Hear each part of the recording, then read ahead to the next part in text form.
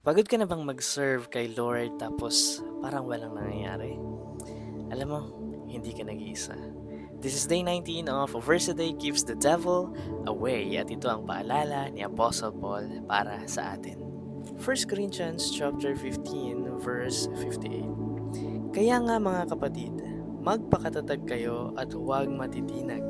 Magpakasipag kayo sa gawain para sa Panginoon.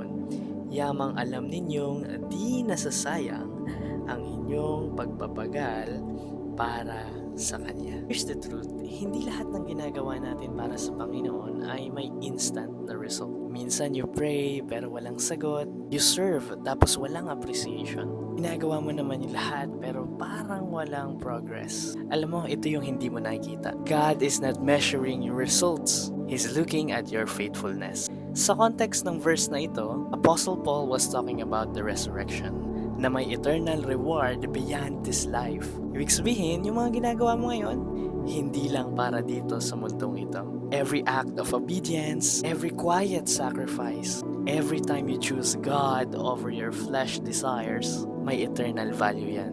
Kahit walang nakakita, God sees. Kahit walang pumapalakpak, heaven appreciates it. So huwag kang susuko. Stay firm, stay consistent, stay faithful. Because in God's economy, walang nasasayang. Lahat ng ginagawa mo for Him ay may bunga. Maybe not now, but in eternity. So kung nararamdaman mo to ngayon, comment ka dyan. I won't quit. Let's remind each other na hindi nasasayang ang ating mga ginagawa para sa Panginoon. Alright? At kung gusto mo pa yung mga ganitong klase ng content, baka naman pwedeng pa-follow, pwede mong i-share to. Like mo na rin para mas kumalat. At maraming mapaalalahanan na huwag sumuko dahil patuloy tayo sa paglilingkod sa Panginoon at hindi ito nasasayang. God is good all the time. God bless. Bye-bye.